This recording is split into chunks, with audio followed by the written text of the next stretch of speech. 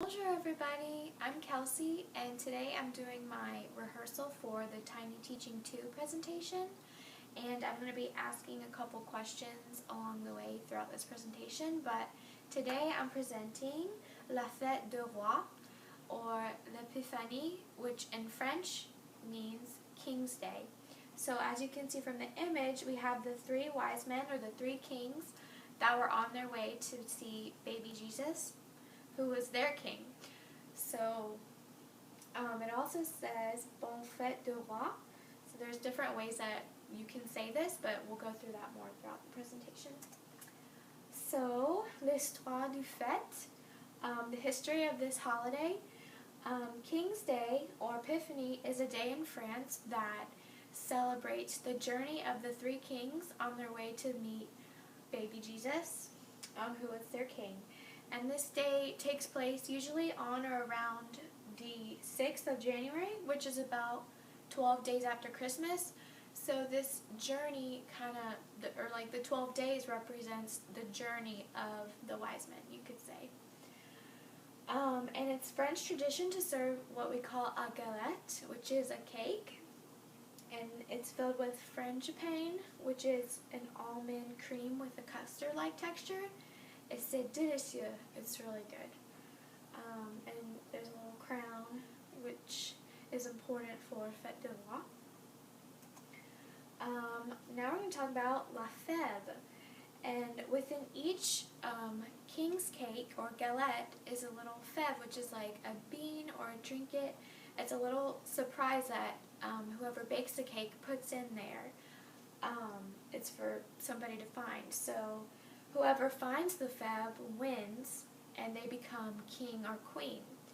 So to make sure it's fair, usually the youngest child passes out each slice of cake, so that nobody knows who's getting what. Even the baker, everybody has a fair chance of getting the fève.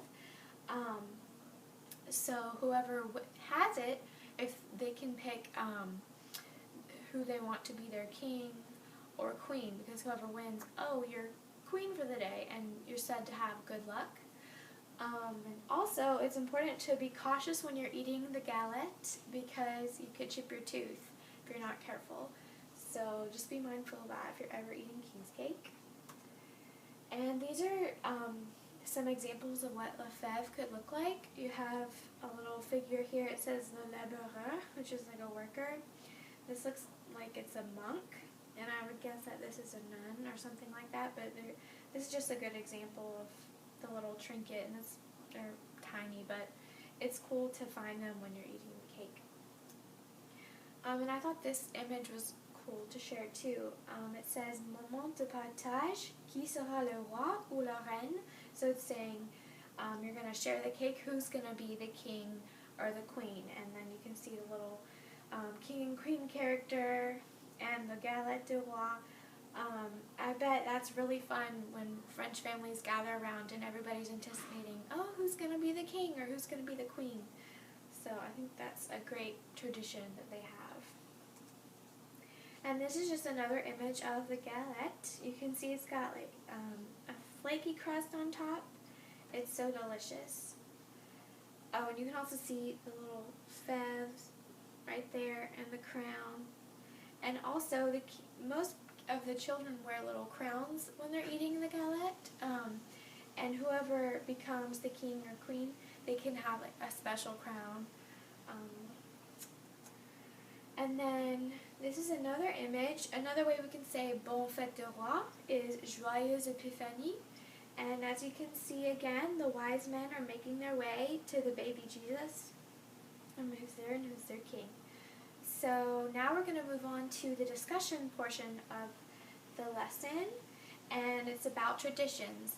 So I want you to think, what are some traditions or holidays that we recognize in the United States? So you could say the 4th of July, Thanksgiving. For us, in other countries, they don't necessarily have those holidays, or at least on the same days that we do. So that's something to think about. And then on a more personal note, do you have certain family traditions in your home? What could that be? Maybe if you go to a certain restaurant for your birthday, or if your grandfather cooks a certain meal on Christmas Day, or anything like that. Can you think about what that might mean to you, and what makes those traditions important to you or your family?